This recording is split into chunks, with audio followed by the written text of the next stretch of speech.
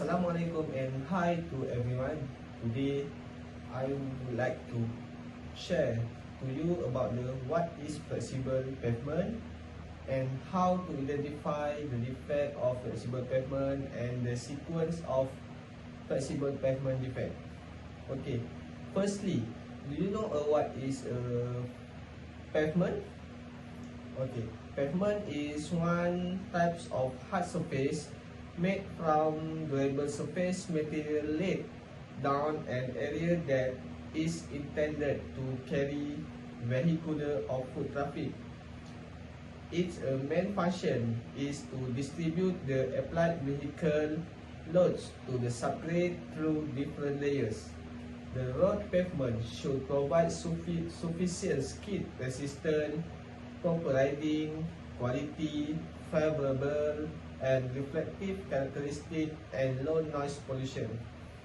Its goal is to reduce the vehicle transmit load so that it will not exceed the bearing capacity of the subgrade. There are many ways to identify the pavement defect, and there are consequences of pavement defect.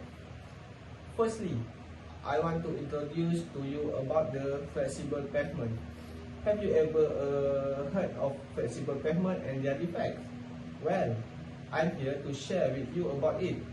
Are you excited to know more? Okay, according to Johnson and Snooper article, firstly, low severity pothole are less than 25 deep mm.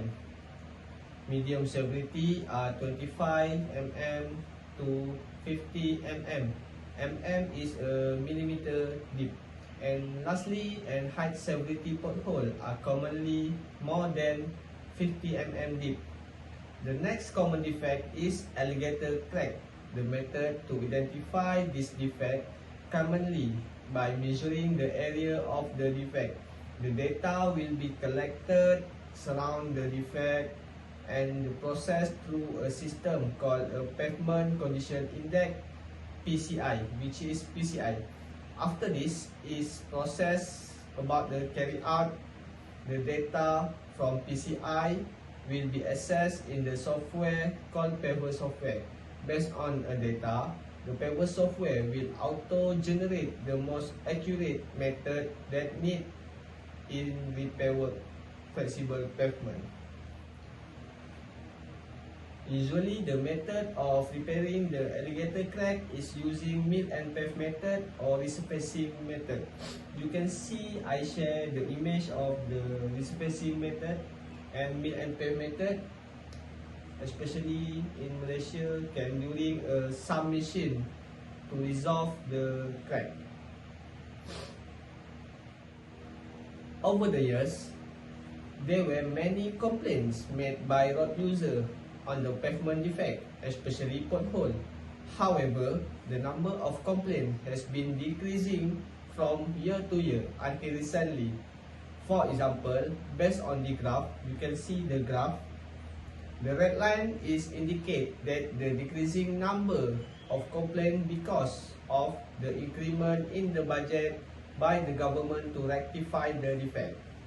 You can see the graph. Next, these are the example of pavement defect that happen over the years. On the newspaper or mainstream, you can see that. Okay, lastly, I will share to you the consequence of pavement defect.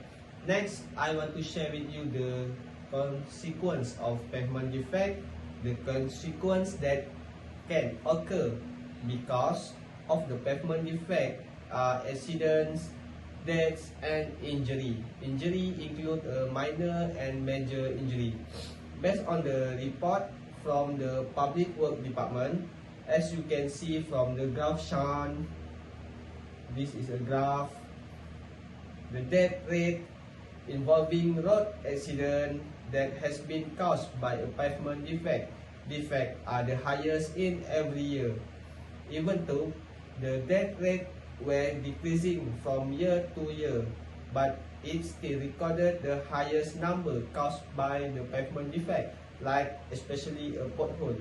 These are some of the example of accident caused by the pavement defect involving road user. You can see the accident because of the pavement defect. Lastly, about the conclusion, the accident rate that could happen because of pavement defect could be reduced if road user and local authority especially can work together to make sure the pavement in a good condition. For example, road users should file complaint using the right sources and the authority should not take this matter lightly. There should be proper action taken as soon as possible.